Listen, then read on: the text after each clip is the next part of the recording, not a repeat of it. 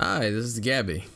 This video is all about my favorite gun, my first PCP rifle, a Bejamin Discovery. My Bejamin Discovery has been one of my primary farm guns for my family's chicken farm, and over the years it has transformed from this to this. I want to talk about how and why this gun transformed. I'm also going to talk about how well this gun performs. So if you've never seen or used a disco before, but you're interested in buying one, then this video is going to be sort of like a review. Let's begin. I bought the gun and pump combo in July of 2014 for around $400. The reason I bought this gun was so that I could hunt roof rats in the chicken house.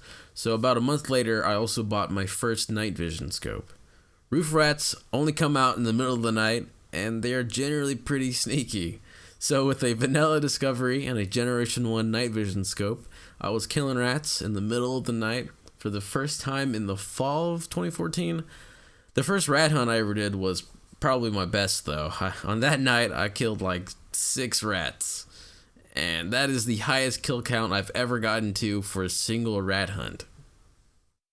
Unfortunately, the picture you see on the screen is the closest picture I have to the original setup.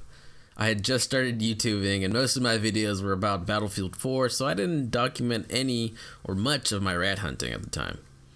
You can see the armor sight box though, it's on the bottom right behind the gun. But even though I don't have any footage or pictures of this first weapon system, it was a pain in the ass. The length of pull required for a night vision scope is very short, meaning I have to get my eye basically as close as I can to the viewfinder. Tied with the fact that I had to hold the scope up to my eye just to see anything in the middle of the night, means that the long original stock of the Disco did not do me any favors. I would mostly carry the rifle like a bazooka when I was hunting. So I had one hand on a bipod leg and the other hand on the focus knob of the scope. Whenever I found a target, I would lay down and try to engage. The setup was heavy and I would hunt for 3 to 4 hours and I would never just hunker down in one position just waiting for rats to come by. I would be moving around, scanning the whole property, looking for targets. Now, I know a lot of you hunters are going to say, dude, you should have just laid bait in one spot and waited for them to come. But this is a farm. There's food and water everywhere. There are multiple locations both inside and outside the chicken house for rats to get food and water. And so for every hunt, I would go and check every hangout. I'd spend 30 minutes to an hour at every spot. About 6 months after I'd gotten the gun started to leak. At first it was, a slow leak. It'd take a day or two for the gun to completely go dry. But now in April 2018, the gun will go dry in about 3 to 4 hours. I've tried fixing it in the past, but I've half-assed it every time, and so the gun still leaks. I'm sure I could fix it, but I just got, you gotta buy the O-rings, you gotta find the right high pressure grease, and you gotta make sure not to rip any of the O-rings when you're putting it in. I actually have a video to help you diagnose where a leak is coming from, and there's a link to it in the description. In February of 2015, I finally said enough was enough, and I built a whole new stock to make rat hunting easier. I found an old bowed out 2x6, and I made the new stock with the features I wanted. I wanted to give the new stock a folding butt so that I could A, get rid of any length of pull, so that I could just put my eye up to the night vision scope when I was using the night vision scope, and B, I could have the stock whenever I used a regular scope. I would just flip out the folding butt and now I had a length of pull. I also converted the grip to a monopod so that I could easily check zero whenever I switched between scopes. The new stock though was a lot heavier, which ended up being both good and kind of bad. It was good because it completely negated the terrible trigger in my Bejamin Discovery. I could be as reckless as I wanted to when pulling the trigger because the heavy ass stock prevented my trigger finger from pulling the shot. The downside though was that the gun weighed 12 pounds, which is crazy, but it did make me a more stationary shooter, a more patient one. A few months later, I finally bought a new night vision scope because I wanted an easier scope to use and I also wanted to start recording my night vision hunts. The armor sight worked, but it was too heavy and it was a pain in the ass to use. The sight mark ended up being 10 times better than the armor sight for only $75 more, and if I had known about the sight mark before buying the armor sight, then I would have gladly spent the extra $75. Don't bother with Generation 1 Plus scopes. They're too much of a pain. At the beginning of the summer of 2016, I finally bought an MDVR from Ultimate Night Vision, and I immediately started to record all my hunts. The sight mark is a digital night vision scope, but it doesn't come with a recording device. The MDVR is the actual recorder. It will capture the footage taken from the sight mark. So I bought one of those so I could start recording. The MDVR, while good at first, kind of broke after 6 months though. Whenever I would plug it into the scope and try to turn it on, it would turn on for a split second, then shut off. I would then have to trick my MDVR into turning on, which was terrible. Also, the MDVR would turn off while I was hunting due to bumping into something or jostling it around due to just moving. So, all in all, I had a terrible experience with the recorder. And eventually, after about a year and a half, it completely broke. This is the summer I filmed all of the footage for Chicken House Rodent Control. I had no idea so many people would eventually watch the footage, but I definitely had a blast filming all of it. No, that's a lie. At first it was new and cool, but eventually going on these hunts wore me down. The Rat King stock was great, but it was heavy. It was heavy as sin, and it was in the middle of summer, so it was hot. These hunts lasted 3 to 4 hours, and I would generally start hunting around 11 p.m. Whether I killed a rat or not that night, the next morning I had to go pick up 2,500 eggs and do regular farm work for the rest of the day. So by September of 2016, I was completely tired. At the beginning of 2017, I wanted to test the effectiveness of my gun, so I recorded how well the gun could group at 25, 50, and 75 yards. The chickens were gone for a little bit. They went on vacation to Mexico, so I did all the testing inside the chicken house. At 25 yards, the gun would group smaller than a dime. At 50, the group was the size of a 50-cent coin, and at 75 yards, the grouping was the size of an apple. Off camera, I tested the gun at 125 yards, and it would consistently hit a 12 by 6 inch steel plate. So at around 50 yards, the gun tops out in terms of effective out-of-the-box range. Are there guys out there pushing their discos to 100 yards or more? I'm sure, and God bless them. I loved the Rat King stock, but it was too heavy. The next stock I decided to build was going to be minimalistic while retaining the features from the Rat King. I took a piece of aluminium 12 inches long and 3 inches wide, and I cut out a slot for the Disco's trigger assembly to slide into. From the Rat King stock, I took off the grip/monopod and attached it to the aluminium bar. So now the Rat King stock was no more, and I think I chopped it up into 3 pieces. I ended up breaking the stock receiving lug though on the gun, and this part basically connects the gun to the original stock, but it also keeps the trigger assembly attached to the gun itself. Basically, when I broke the stock receiving lug, I broke the gun for good, and anybody else would have thrown away the gun completely. But I just couldn't do that. So I jarred up this clamp you see, and this is my very simple fix for a major fuck up. I have a whole video dedicated to me building the new stock, and there's a link to that in the description.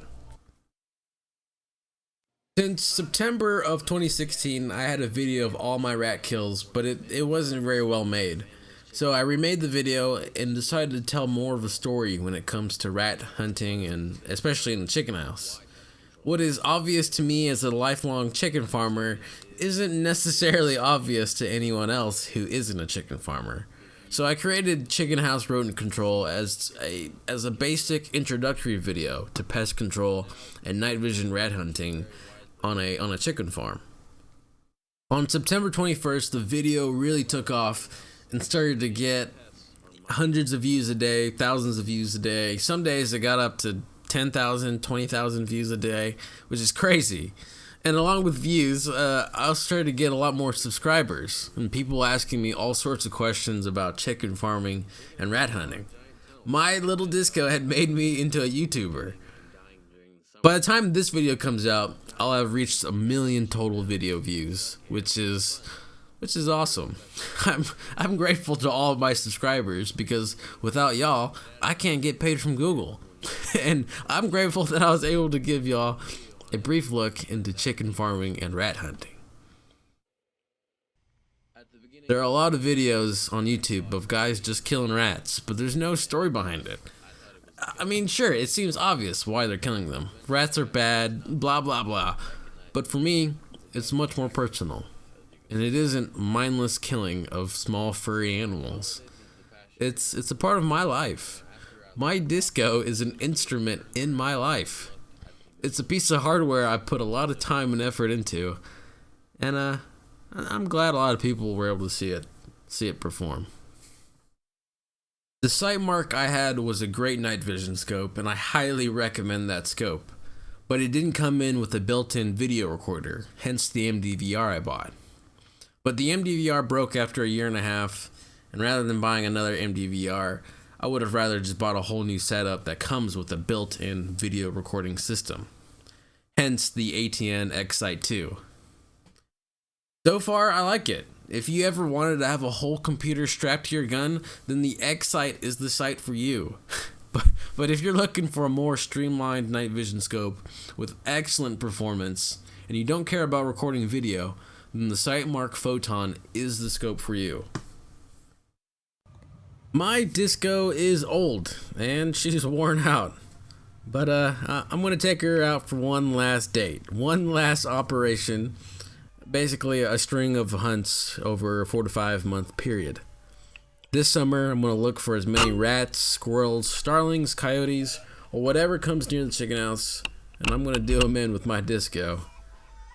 Along with my disco, I'm going to try out traps and see if I can catch any roof rats stumbling around in the ceiling.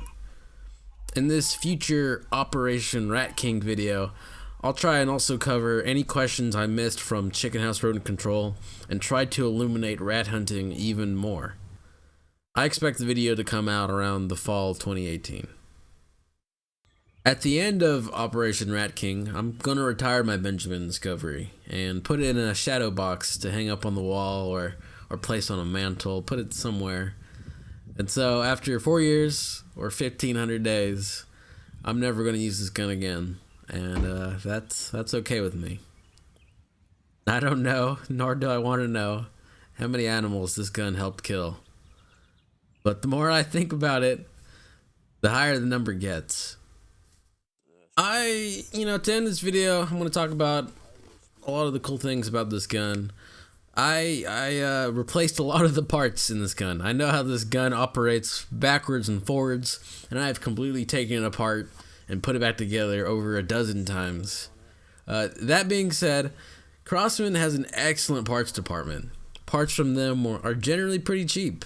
All you gotta do is find the right gun diagram for the parts you want, write down the part numbers, call Crosman's parts department and tell them the numbers, and they will mail you OEM parts that you can replace yourself.